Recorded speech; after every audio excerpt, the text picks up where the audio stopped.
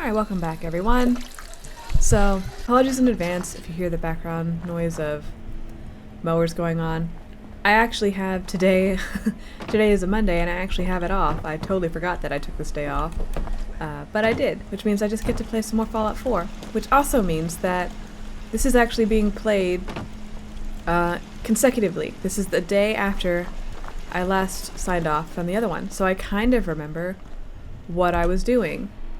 And I need to talk to Abbott about the paint, and I need to have a bloatfly gland, so let me just grab one of those right now to give to Duff. And that'll be some more easy XP. But basically, we want to get up to level 25 so I can get up to level 3 of armor and thus get level 3's level of ballistic weave. After that, not until level 39 that we can get up. So really 25 is like that sort of sweet spot for us right now. So I'm trying to think of easy things we can do. And I've made a decision about that. I've been putting off going and getting the magazine from over there because I was like, well, there's no point in taking on super mutants without some ballistic weave. Except it's kind of probably some of the easiest XP I can get because there's only one super mutant that's actually in there, and he's relatively easy to kill compared to all other super mutants. And as long as you avoid setting off the trap, you can basically either kill or weaken all of the other super mutants that can spawn on the outside. So, in terms of risk, they're probably the easiest. This is probably the easiest super mutant encounter you can have, as long as you know it ahead of time. If you don't know it ahead of time, then this is actually extremely dangerous and you can take a ton of damage and die doing this. But I think we should be good. So I'm actually going to start off by doing that because I know that turning in the paint and stuff won't be enough to get me up to level 25. I still haven't hit level 24 yet, so I need to do other things to pad that out. And in survival mode, some of the easiest ways for you to get XP is just by killing things. So we're gonna go and try and kill some of these guys, and maybe there's a random event. We're gonna go and try and kill some of these guys, and maybe there's a random event up here again. Nothing. Alright then. In this area, if you don't set off the traps, super mutants spawn here, and they walk this way. So I'm gonna set up some mines, but before I do that, I only have to take 2 levels of armor. I have to take 1 and then 2 at level 25. I can use the 24 and the 25 level ups. So I'm gonna take one thing, long overdue, of Demo Expert. And I'm gonna do that so that my mines can be as powerful as I can get them right now. And I should also now be able to craft some more kinds of mines. Now I want to make sure that they actually walk into them and they don't spawn on them. I want to say they spawn here and then walk towards here, but let's just be sure. I'm gonna put that there. I'll put a couple of bottle cap mines in the vicinity there. I'll put another bottle cap mine about here. I'm basically gonna put all of my mines down. And then on the off chance that they kind of start to wander, I think I want to put one back here to also blow up the car. I think that's it. That's all I got right now. Yeah, that's all I have. We also have a couple of stealth boys. We will be putting one of those bad boys on as soon as we exit the building. Let's go and get this done after I eat something. Alright, now let's go and get this done. So yeah, this building is right now completely empty and safe. Aside from one single super mutant. That is it.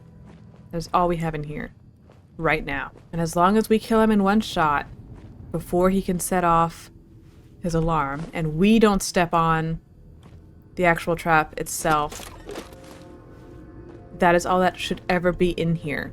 Is just one single, fairly weak super mutant.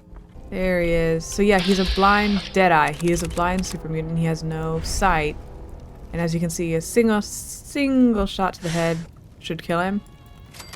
There we go. And we leveled up off of that. Fantastic. Now, down there, there's a bunch of mines and shit, which I would like to get, but we do have to be careful getting them, because if you step on that podium, it sets off the trap. And we do not want to do that. If you set off the trap, this place just becomes flooded with super mutants. Absolutely flooded. They come in from, like, the backside area, they come in from the front. You're just surrounded by them. So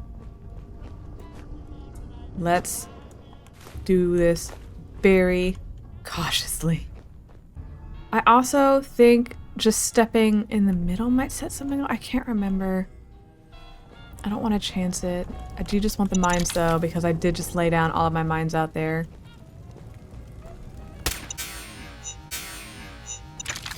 Oh my god. That... They got away.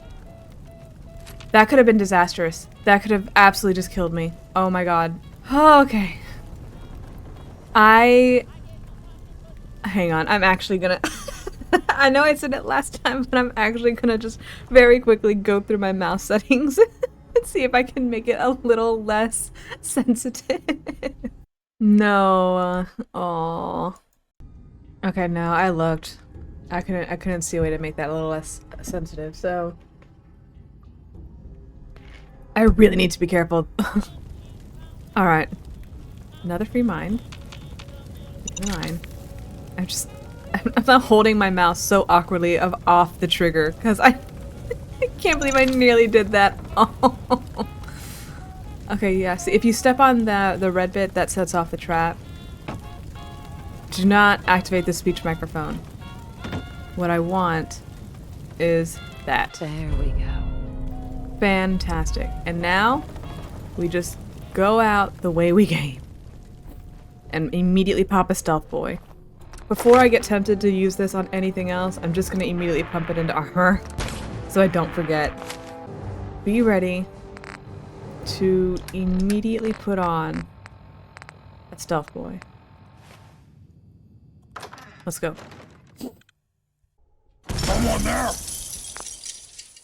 Yep, see, they immediately took it off. Great. Stealth boy it. Now. Now. And go. Just go. Oh, they came the other way. I totally missed that. They were also going to be on the other side. Ooh. Something there. Wait, so I heard them go off. Did they just... Nice! Oh. Beautiful. Okay, yeah, I totally forgot that that was a total surrounding. I thought... Or maybe the game was wise to my tricks. I don't know. But regardless, it worked. Whew. Okay, I don't know how these ones were set off. Oh, I guess one single super mutant spawned on this side. I wonder where his body went.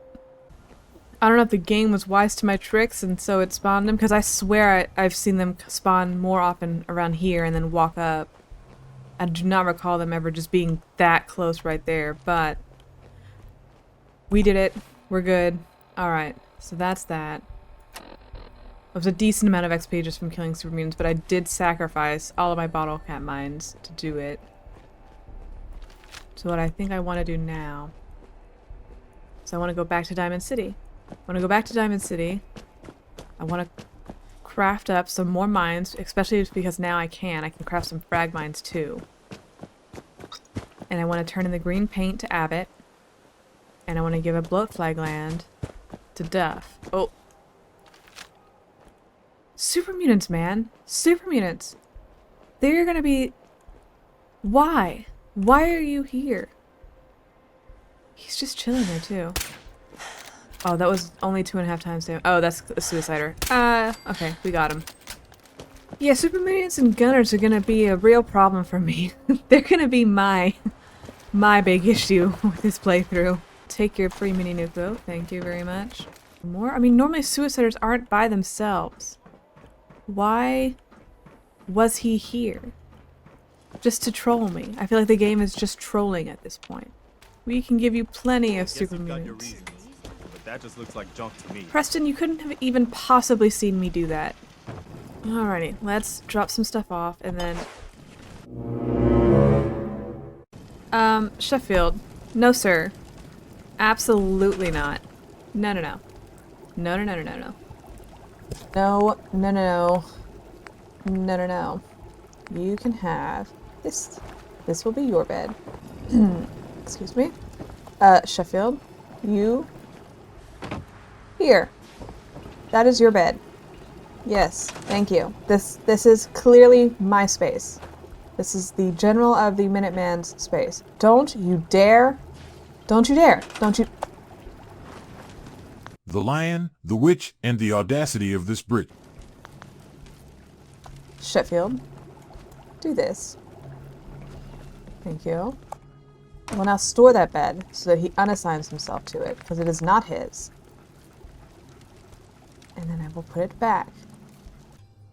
Okay, so this is awkward, but in case that random bit of bad audio towards the end there wasn't enough of a giveaway, I started having some big trouble with my microphone. Mainly it died. I filmed over 2 more hours of Fallout 4 Yolo without any audio coming directly from me. I am very sorry for this. Unfortunately, I think the next episode is also going to have some wonky audio, but you should still be able to hear me. But for this one, I basically have to turn it into an easy to follow numbered list and voice over what happened. Again, I'm really sorry about this. I know the point of these runs is to be as transparent as possible, but the video is literally unwatchable without audio. It's just genuinely boring. So with that said, I had mentioned wanting to go to Diamond City to make more mines and turn in a few easy quests for some easy XP, so that's where we went. Unfortunately, my greatest nemesis of the run, super mutants, were also there, including a legendary skirmisher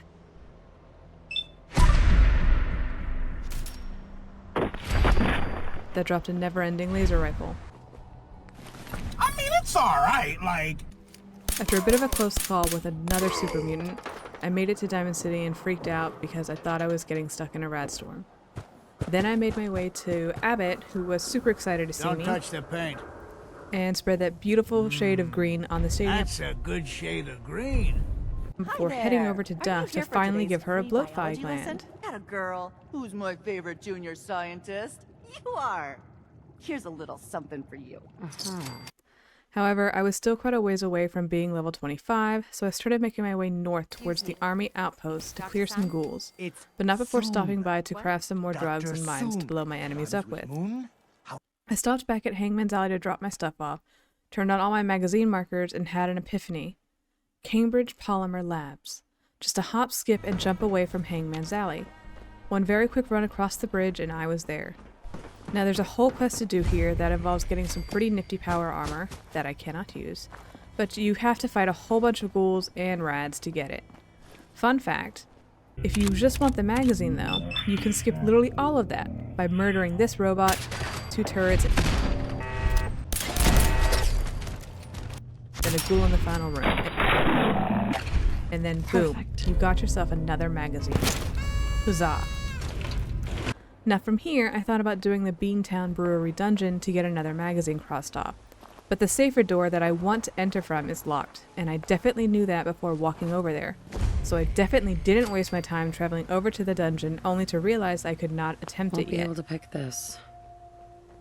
And this one-of-a-kind alien is totally still alive and was not killed for the experience of my desperate attempt to get to level 25 as quickly as possible. Instead, I remember that Beantown Brewery is locked and decided to go west to put a Mila in Boston Bugle for Tinker Tom, and then clear out the National Training Yard for Deb. So starting at the Boston Bugle, because it's closer, getting there was super easy. All I had to do was not annoy this Deathclaw, and then Timmy was good to go. Inside the building, there's only a single Protectron guarding the 2nd floor. Absolutely no problem at all.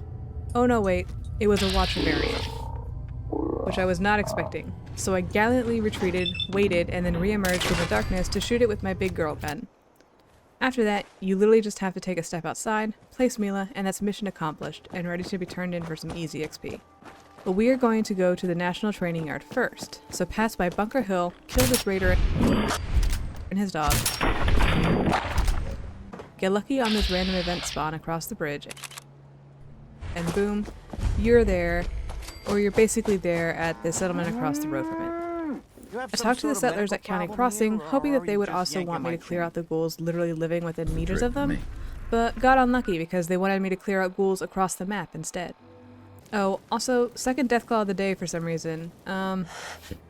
Take a shot and miss the Deathclaw, but don't worry, Timmy's got this. She takes the second shot and absolutely nails it before gallantly retreating again to an immortal doctor we were lucky enough was visiting this settlement. Don't worry, they've got this.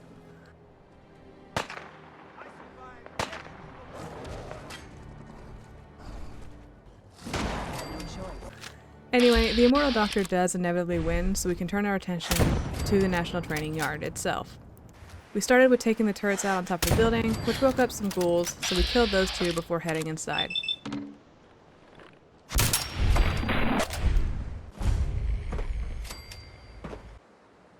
Ha! Psych! Timmy's actually starting to get a bit tired right now. So the plan is to finish out the day by going to the bed in the National Training Guard building, since it has a bunch of real beds that I can sleep in and it's covered. However, there is a magazine over in this area that I wouldn't mind getting, and it is guarded by super mutants. I want to use the adrenaline I've built up over the day to take them out, so let's go do that first. Immediately upon reaching the satellite site, we found 3 mutants clustered together, one of which is a suicider.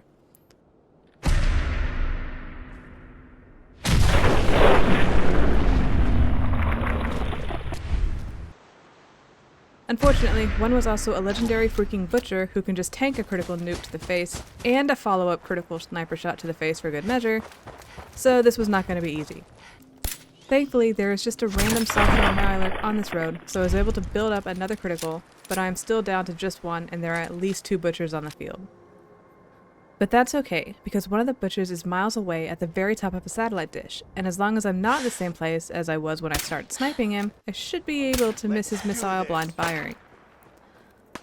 Also, while sniping at the super mutants, the immortal doctor's caravan passed by and took some out for me, so that was nice, because it also let me build up another critical, back to 2.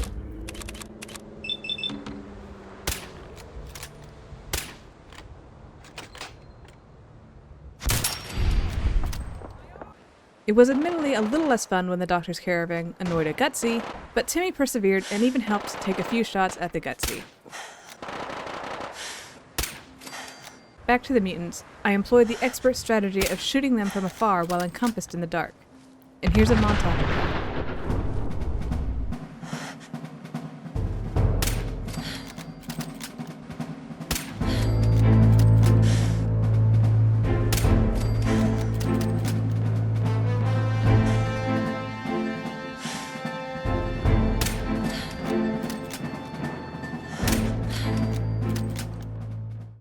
After all the mutants are dead, check the legendary and get an appropriate bit of gear for your trouble. And finally, head to one of the structures where the magazine is housed and pick that bad boy up. This one is actually useful. It improves our stealth. Oh, and we also found that Brotherhood guy for Dance's quest about the Lost Patrol, but that's not actually important at this time, just putting it in here in case it becomes relevant in the future. Anyway, with the mutants handled and magazine secured, Timmy's ready to go into the National Training Yard. Ha! Psych!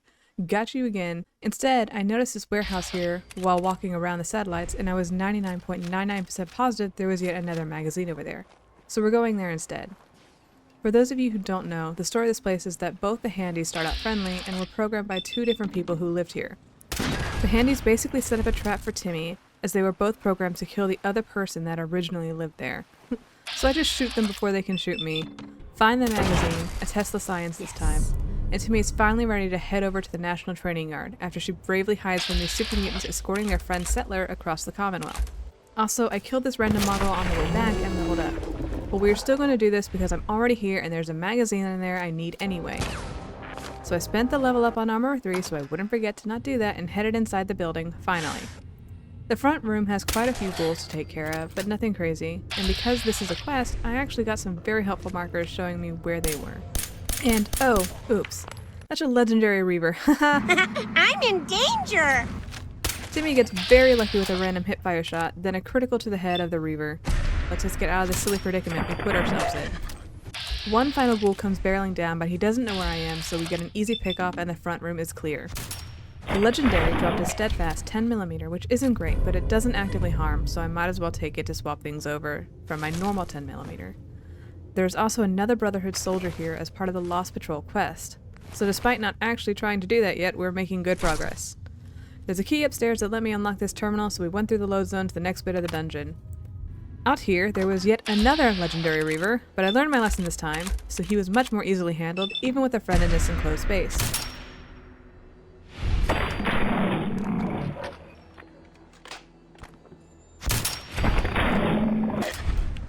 He had a Stalker's laser rifle, which is barely even worth mentioning. And then we swiftly made our way through another load zone to the final area of the dungeon where the magazine was located. Now this part is pretty darn dangerous. There are a lot of ghouls roaming around in this initial bit that does not leave a lot of ways for the player to navigate. But Timmy had this and was definitely not afraid of all the ghoul footsteps running around.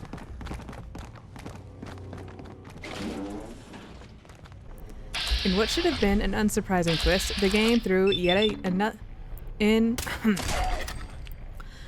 what should have been an unsurprising twist, the game threw yet another legendary Reaver at me, which made me very sad, because I had to use my last critical on it, which was supposed to be reserved for the glowing one at the end, but whatever, it's fine.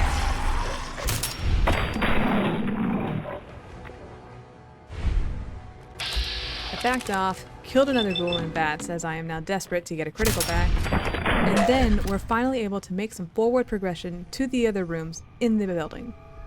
Also, it was a lucky lever action, which I was very sad about because we can't get ammo for it until we go to Far Harbor, as no merchants have it in stock in the Commonwealth. This is true for all the unique weapons in the DLC, by the way, but this one especially hurts because 1, I like the lever action rifle, and 2, it is a lucky variant, which is a great perk.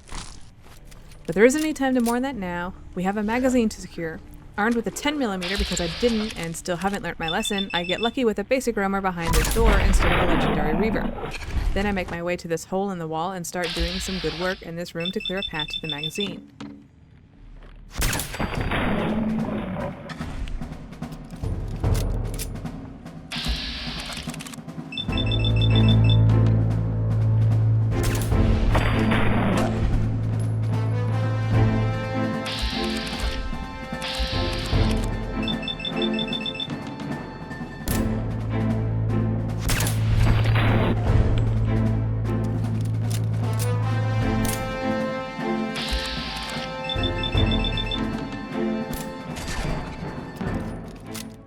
I now have 2 criticals, which is great because the glowing one is up. LOL, what's he doing here? I don't know. So I get the sniper out, and a single shot to the head is able to kill him without having to use a crit. I clear out the rest of the ghouls, grab the magazine located between the kitchen, and get a well-deserved bit of rest. And that, ladies and gentlemen, is how you summarize over an hour and a half of zero commentary adventure because your mic died or something. I'm still not actually sure what happened there, my bad. I hope you enjoyed this video, and again, so very sorry about the last half. It is definitely not the best, but it's the best I can do. Hopefully I see you next time as we move forward with the actual plot of Fallout 4. Thank you, and have a great day.